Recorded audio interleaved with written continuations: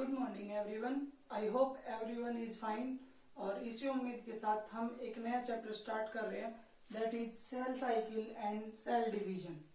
तो सबसे पहले हम सेल साइकिल को डिफाइन करते हैं कि what is actually a cell cycle.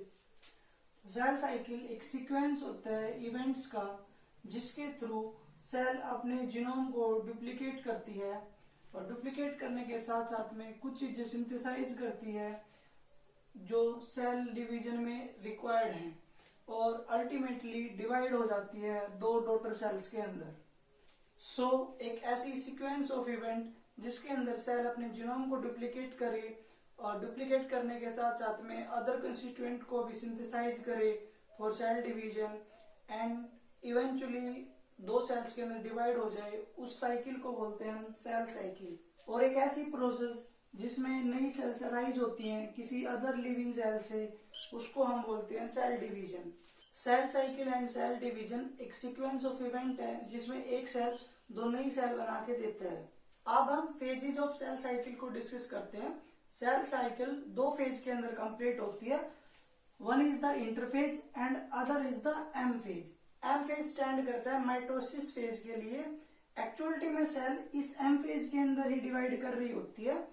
जो इंटरफेज है उसमें सेल अपने आप को प्रिपेयर कर रही होती है इस एम फेज के लिए ताकि वो अच्छे से डिवाइड कर पाए। जो ये फेजेस ऑफ सेल साइकिल है इनको कंप्लीट करने का ड्यूरेशन सेल टू सेल और एनिमल टू एनिमल वेरी करेगा। अगर हम एग्जांपल ले एक फ्रॉग एम्ब्रियो सेल का, तो वो अप्रोक्स 30 मिनट लेती हैं अपने सेल साइकिल को कंप्लीट करने के लिए। इसके अलावा अगर हम एक टिपिकल ह्यूमन सेल का एग्जांपल ले तो वो अप्रोक्सीमेटली 24 आवर्स के अंदर डिवाइड करती है, जिसमें से 95% of the cell duration interphase contain करता है जो कि अप्रोक्स 23 आवर्स बनता है। बाकी जो 1 आवर है उसके अंदर एक्चुअलिटी में सेल अपने आप को डिवाइड करती है। तो जो इंटरफेज होता है वो एक लॉन्गेस्ट फेज होता है सेल साइकिल का। इंटरफेज को हम रेस्टिंग फेज भी कहते हैं क्योंकि इसके अंदर एक्चुअलिटी में सेल डिवाइड नहीं कर रही होती बल्कि अपने आप को प्रिपेयर कर रही होती है सेल डिवीजन के लिए। अब जो ये इंटरफेज है वो फर्दर डिवाइडेड है 3 फेज के अंदर। One is the G1, second is the S phase and third is the G2 phase. G1 और G2 फेज डिनोट कर रहे होते हैं गैप फेज को और ग्रोथ फेज को। एक्चुअलिटी में G1 फेज के अंदर सेल अपने आप को ग्रो करती है और जितने भी नॉर्मल मेटाबॉलिक एक्टिविटीज होती है उनको परफॉर्म करती है। इसके अलावा जितने भी सेल ऑर्गेनेल्स हैं उनका डुप्लीकेशन भी G1 फेज के अंदर ही होता है। और ये जो G1 फेज है अप्रोक्सीमेटली 11 आवर्स कंटेन करता है। G1 फेज के बाद में सेल S फेज के अंदर एंटर करती है। S फेज डिनोट करता है सिंथेसिस फेज को, जिसमें कि मेन क्रूशियल इवेंट जो कि डीएनए रेप्लिकेशन है वो परफॉर्म किया जाता है। डीएनए रेप्लिकेशन के साथ साथ में क्रोमोसोम का डुप्लीकेशन भी होता है और ये जो फेज है अप्रोक्स 8 आवर्स के अंदर कंप्लीट होता है। एस फेज के अंदर जो डीएनए रेप्लिकेशन हो रहा है उसे फर्दर समझने के लिए हम एक एग्जांपल को डिस्कस करते हैं। हम अज्यूम करते हैं कि कोई सेल है वो G1 फेज के अंदर है और उसके अंदर 2C कंटेंट ऑफ डीएनए है। तो जब ये सेल S फेज को कंप्लीट करेगी तो उसके बाद में जो डीएनए का कंटेंट है वो 4C हो जाएगा। अब जो ये कंटेंट 2C से 4C हुआ है इसका मतलब है कि सेल ने अपने डीएनए को रेप्लिकेट किया है। इस फेज के अंदर एक चीज और ध्यान रखने वाली है कि जो S फेज होता है उसके अंदर जो डीएनए कंटेंट होता है वो ओनली बढ़ता है, ना कि क्रोमोसोम्स के नंबर। अगर किसी सेल के अंदर 2n नंबर ऑफ क्रोमोसोम है before the start of S phase, तो आफ्टर S फेज के बाद में भी 2n नंबर ऑफ क्रोमोसोम ही रहेंगे उसके अंदर। यहाँ नंबर ऑफ क्रोमोसोम के अंदर कोई भी चेंज नहीं आता। S फेज के बाद में सेल G2 फेज के अंदर आती है जिसके अंदर ये फर्दर अपने आप को ग्रो करती है और प्रिपेयर करती है माइटोसिस फेज के लिए। जैसे ही सेल का इंटरफेज कंप्लीट होता है वो एम फेज के अंदर इंटर करती है क्योंकि इंटरफेज में उसने अपने आप को प्रिपेयर कर लिया है ताकि वो इक्वली डिवाइड कर पाए और जितना भी कंटेंट उसने डुप्लीकेट किया है उसको इक्वली डिस्ट्रीब्यूट कर पाए इन देयर डॉटर सेल्स। जैसे ही इंटरफेज खत्म होता है वैसे ही सेल एम फेज के अंदर इंटर करती है और एम फेज के अंदर ही एक्चुअलिटी में सेल डिवाइड कर रही होती है। एम फेज अप्रोक्सीमेटली 1 आवर्स के अंदर खत्म हो जाता है in a typical human cell. M phase start होता है कैरियोकाइनेसिस के साथ में जिसमें सेल अपने न्यूक्लियस को डिवाइड करती है और एंड होता है साइटोकाइनेसिस के साथ में, जिसका मतलब है कि सेल अपने साइटोप्लाज्म को डिवाइड करेगी और जितना भी कंटेंट उसने डुप्लीकेट या कॉपी किया है उसको इक्वली डॉटर सेल्स के अंदर डिस्ट्रीब्यूट कर देगी। एम फेज होता है वो फर्दर 4 फेजेस के अंदर डिवाइडेड है। First phase is the prophase, second phase is the metaphase, third phase is the anaphase and fourth phase is the telophase. In phases के साथ में सेल अपने आप को डिवाइड करती है और इक्वली कंट्रीब्यूट करती है सारे सेल कंस्टिट्यूएंट को टू देयर डॉटर सेल्स। सो ये 2 फेजेस हैं जिसमें सेल अपने आप को डिवाइड करती है। वन इज द इंटरफेज जो कि 95% ऑफ द ड्यूरेशन कंटेन करता है, और second is the M phase जो कि 5% of the cell duration contain करता है। इसके अलावा एक और फेज है जिसको हम जी नोट फेज बोलते हैं। इस फेज को हम क्यूसेंट फेज भी बोलते हैं। इस फेज के अंदर कोई भी सेल अगर इंटर करती है तो वो इनएक्टिव स्टेज के अंदर चली जाती है। इसका मतलब है कि सेल अभी डिवाइड करने के मूड में नहीं है। सेल जी नोट फेज में इंटर करने के बाद में अपने डिवाइड करने की कैपेसिटी को कुछ टाइम के लिए बंद कर देती है, और वो तब तक डिवाइड नहीं करती जब तक उसको cell growth promoting factors available नहीं होते। जैसे ही सेल को ग्रोथ प्रमोटिंग फैक्टर मिलेंगे वो जी नोट फेज से जी1 फेज के अंदर इंटर कर लेंगे और एक नॉर्मल सेल साइकिल को परफॉर्म करेंगे। अगर हम एक टिपिकल सेल की बात करें तो वो अपने आप को 2 तरीके से डिवाइड कर सकती है। One is the mitosis and other method is the meiosis. इन 2 तरीके से एक टिपिकल सेल अपने आप को डिवाइड करती है। अब हम माइटोसिस और मियोसिस को फर्दर डिटेल में स्टडी करते हैं। अगर हम माइटोसिस की बात करें तो जब एक टिपिकल सेल माइटोसिस के अंदर जाती है तो वो 2 नई डॉटर सेल्स बना के देती है। और माइटोसिस के अंदर अगर हम सपोज करें कि जो पेरेंट सेल थी उसके अंदर जो नंबर ऑफ क्रोमोसोम्स थे वो 2n थे, तो जब ये माइटोसिस परफॉर्म करेगी तो जो नई डॉटर सेल्स बनेंगी उनके अंदर भी जो डीएनए कंटेंट होगा वो 2n ही रहा होगा। माइटोसिस परफॉर्म होने के बाद में जो नंबर ऑफ क्रोमोसोम्स हैं वो सेम रहते हैं। इसी वजह से माइटोसिस को हम इक्वेशनल डिवीजन भी कहते हैं।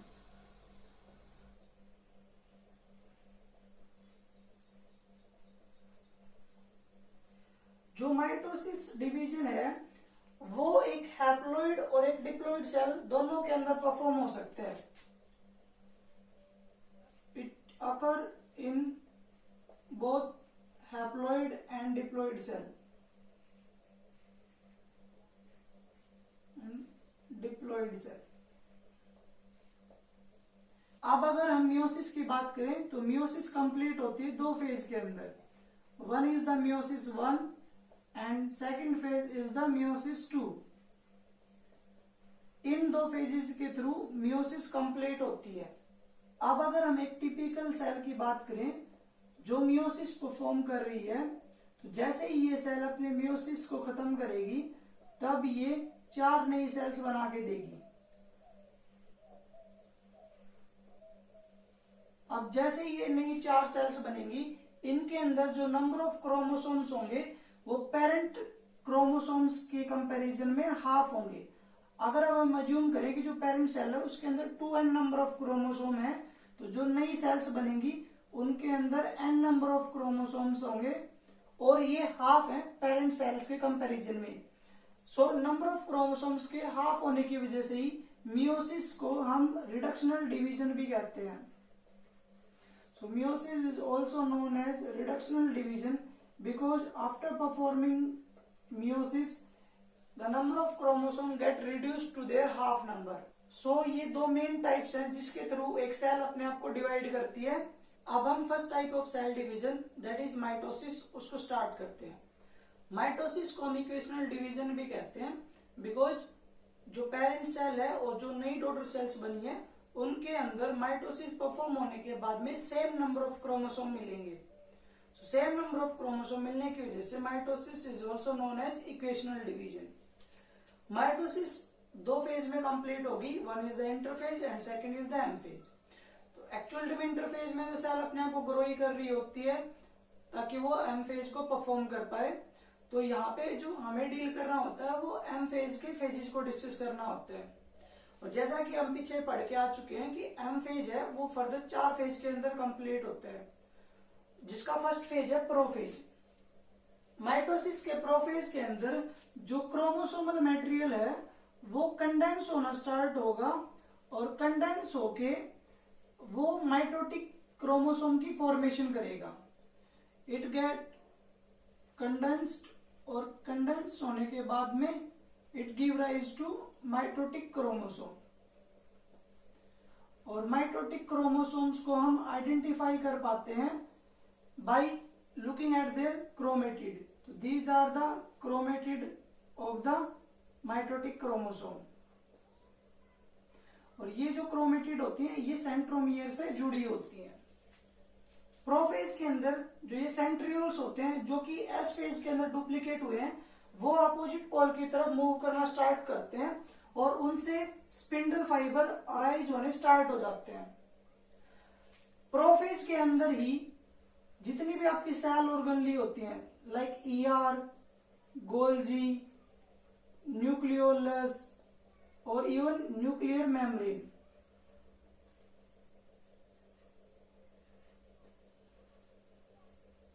ये डिसअपियर होना स्टार्ट हो जाती है, गेट डिसअपियर्ड।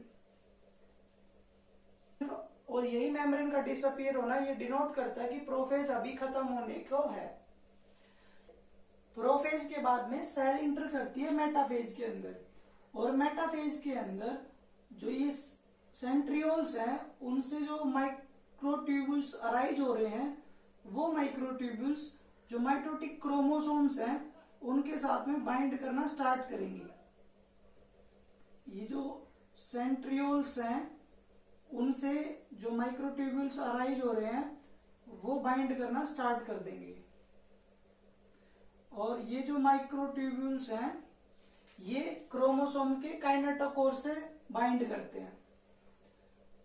तो मेटाफेज की इनिशिएशन के टाइम पे ये इनके साथ में बाइंड करना स्टार्ट करेंगे। जैसे ही क्रोमोसोमल माइक्रोट्यूब्यूल्स क्रोमेटिड के काइनेटोकोर के साथ में बाइंड करते हैं तब ये क्रोमोसोमल माइक्रोट्यूब्यूल इन क्रोमोसोम्स को इक्वेटर की तरफ पुश करते हैं।